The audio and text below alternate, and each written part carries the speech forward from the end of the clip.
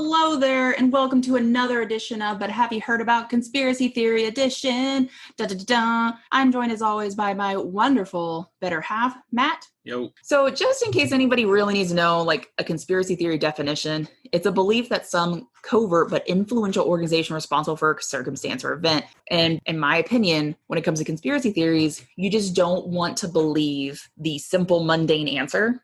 Right. Sometimes that's presented to you. You have to believe that there's something bigger and crazier out there to get you. Yeah. That's Yeah. like believing that there's aliens or ghosts or whatever. So are you excited for today's topic? Because you don't even know what it is yet. I always like being excited to learn about insane people's ideas. Well, today is going to be a doozy because it definitely involves some government cover-up in someone's mind. Okay. And it is about adding fluoride to water. Ooh, that's a good one. Okay. Just so everyone knows, I don't know anything about what Courtney's going to be talking about, so it's always fun. I know of this very, very minimally because, everyone knows the fluoride's in the water. Right. So let's go with some facts before we go into the whole conspiracy theories themselves.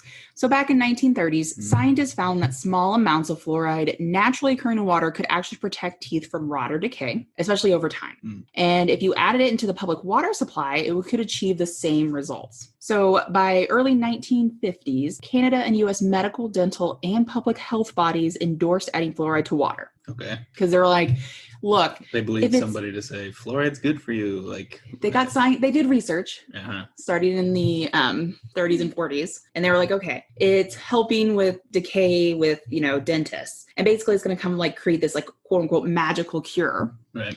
Fluoride's already in your toothpaste. So if you're like brushing your teeth and, taking care of, fluoride's already in your toothpaste. So by adding it to your water, it's just doubling down on people who don't brush their teeth. So up until 1990, there wasn't that many states in the US that latched on to actually putting fluoride in their water. But as of now, 62.4% of the U.S. population has it in their water. And every state has some of the population on fluoride in their community water systems. Right. So I think that Florida was like one of the last holdouts. So now that we have the facts, I'm not a dentist. I'm not a doctor. I just find these things funny because the very first theory is how the government put fluoride in water to make people apathetic. So to have no feelings, to have no concern. Zombifying people. Yeah. Putting fluoride in the water and exposing to people would somehow reduce your IQ rate.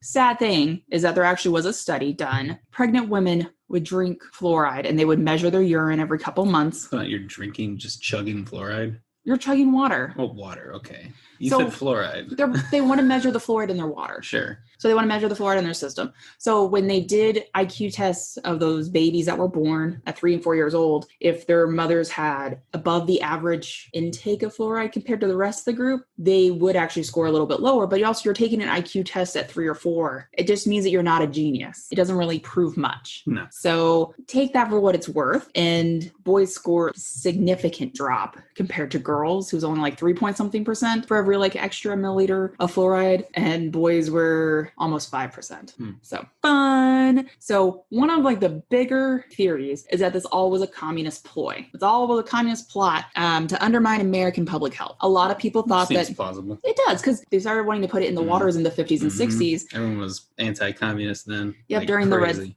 during the Red Scare. If you think about it, you're putting medication of some sort in the water, which people are very much so, how dare you do this? We look at anti-vaxxers today. Oh God, yeah. I mean, we'll never talk. Imagine anti-vaxxers to that level back then with regards to this. I can't even imagine. Yeah. So a lot of people thought it was another aspect of President Truman's drive to socialize medicine, which obviously it really wasn't. No. It was just, we're going to say, it's a public health service. And also it was somehow part of the communist plot to deplete the brain power and sap the strength of a generation of American children by adding the fluoride into the water.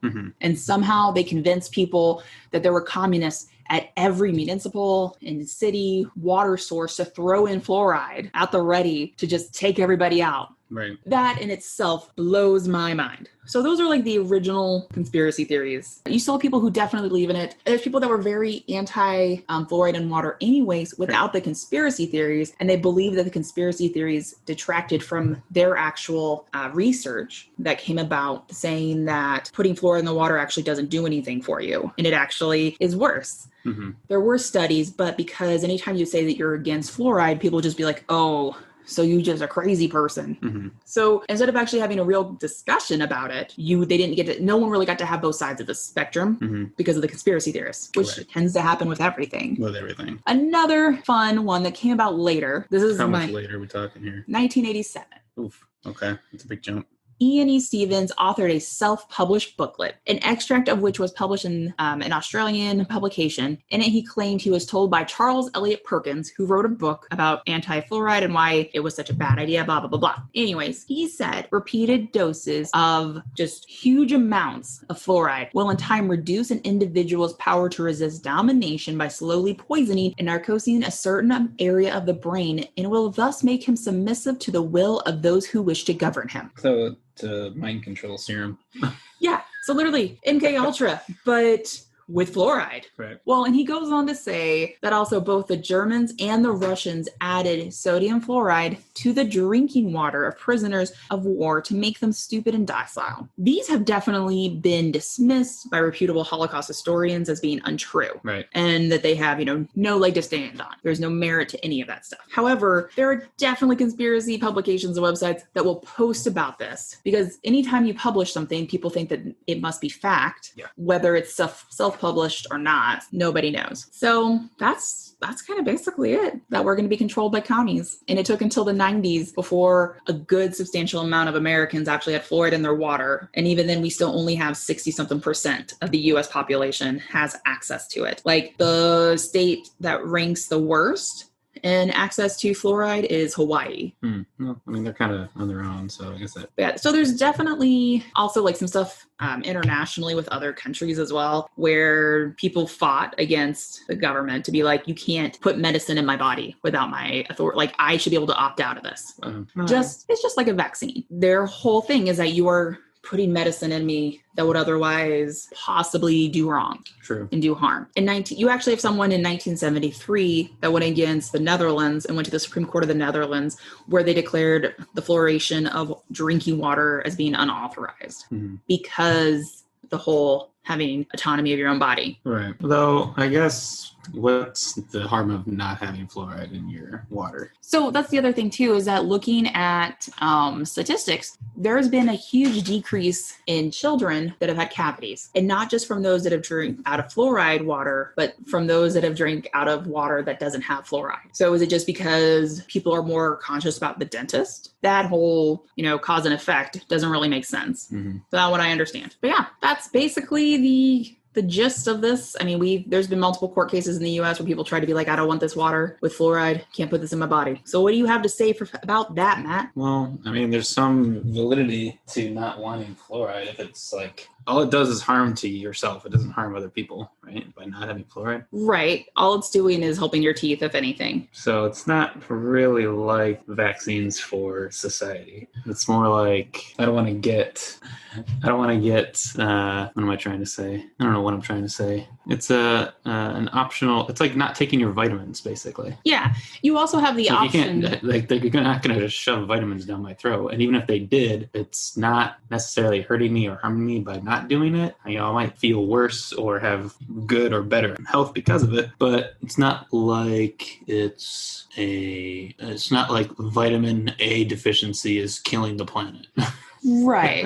Yeah, nothing says that by not having fluoride, you're going to, everyone's going to die. Everyone's going to die. And honestly, if you are so scared of fluoride, then basically you can just bottle water everything. I guess that's a good point too. So then so you can get distilled water so that doesn't have fluoride, or just double check. I'm sure you could distill your own water. Yeah, but if anything's coming out of the tap, it'll have fluoride. So how do you get rid of fluoride once it's been in your water? I mean, is there a way to do that? I don't know. I'm not a scientist. I'm not trying to side with crazy conspiracy fluoride people because it seems like wasted energy, but if you're that fucking paranoid, then it shouldn't be that hard to get what you want without causing harm to other people. Well, and if you're that paranoid about fluoride in your water, you most likely are going to go live out on a cabin, kind of be like, drink your fucking well water. Yeah, you're going to go get on a well system knowing that it doesn't have that in there, and you can intentionally... You can have plenty of other fun things that you don't get with clean filtrated water. You can get like lead and shit. Lead sounds great. Yeah, I'd rather have fluoride than a bunch of lead and like whatever nonsense comes out of a well. Because I had well water when I was younger, and yeah, you didn't drink that. You boiled the crap out of it, and that was about it. You didn't drink out of the faucet unless you're a crazy person. I think it's better now for a lot of places with well water, but I don't know because I've never had well water growing up. Well, that's basically it. So maybe we've gotten really dumb. That explains a lot about what's going on in the current state of affairs. It was a fluoride all the whole time. It's been the fluoride. That's why everyone's so stupid nowadays. Oh no, not the fluoride. That's going to be it for this week's episode of But Have You Heard About Conspiracy Theory Edition?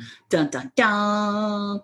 And as always, I'm your host, Courtney, and I'm joined by my lovely counterpart. Mm-hmm. I like that he just says, mm-hmm. What? Thanks, Matt. Yeah. Best ever. Well, thank you all, and I hope you have a fabulous rest of your day. Bye.